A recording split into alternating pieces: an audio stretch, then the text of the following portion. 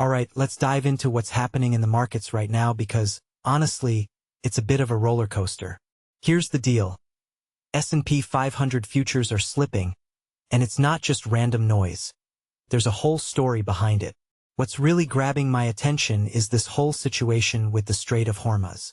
You know, that critical waterway that's basically the lifeline for global oil shipments?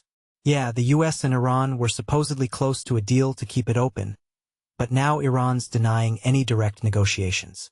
Personally, I think this is a classic case of geopolitical drama spilling over into the markets. What makes this really interesting is how quickly investor optimism can shift. Just last week, Treasury Secretary Scott Bessent hinted that a deal was imminent. And now? Crickets. It's like the market was holding its breath, and now it's exhaling with a bit of disappointment. From my perspective, this isn't just about oil prices, though let's be real, WTI crude ticking up to $79 a barrel is a big deal. What this really suggests is that geopolitical risks are back on the table, and that's something investors hate more than anything. Uncertainty. If you take a step back and think about it, the Strait of Hormuz isn't just a regional issue, it's a global one. Any disruption there could send shockwaves through energy markets, supply chains, and, yes, stock prices. What many people don't realize is how interconnected these issues are. A hiccup in the Middle East can ripple all the way to Wall Street, and that's exactly what we're seeing here. Now, let's talk about the broader market context because it's not all doom and gloom. The S&P 500 just had its best week since April, closing at an all-time high. That's impressive, right? But here's the thing. A lot of that rally was fueled by hopes that the Fed might hold off on rate hikes after that weaker-than-expected jobs report. Personally, I think investors are walking a tightrope here.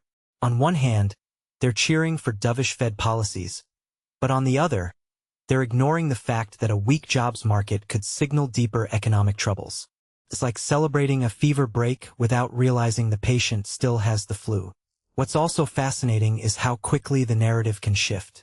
Last week, everyone was talking about a potential rate pause, and now, traders are pricing in a 44% chance of a September hike, down from 67% just a week ago. That's a massive swing, and it shows just how reactive the market is to every little data point. In my opinion, this is where things get really interesting. The market isn't just reacting to news, it's reacting to the reaction to the news. It's like a game of telephone, but with billions of dollars on the line. Looking ahead, I'm keeping a close eye on inflation data this week. Consumer and producer price index readings are coming out, and they could be game changers. If inflation comes in hotter than expected, all bets are off. Personally, I think this is the wild card that could either extend this rally or send it tumbling. What this really suggests is that the market is still searching for direction. Are we in a new bull market, or is this just a temporary bounce?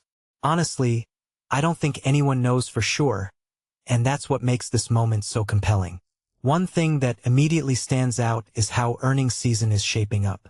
We've got reports coming from consumer-facing companies like On Holding and Kava Group, as well as tech firms like Supermicro and CoreWeave. These numbers could give us a real pulse on the economy. What many people don't realize is that earnings reports aren't just about profits. They're about guidance. If companies start sounding cautious, that could be a red flag. From my perspective, this is where the rubber meets the road. The market's been running on hope and momentum, but earnings will tell us if there's real substance behind it. So here's my takeaway. The market is at a crossroads. On one hand, you've got record highs and optimism about rate pauses. On the other, you've got geopolitical risks, inflation worries, and a shaky jobs market.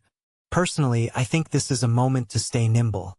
The rally could keep going, but it's not going to be a straight line. What this really suggests is that we're in for a volatile few months, and that's not necessarily a bad thing. Volatility creates opportunity, but it also demands caution.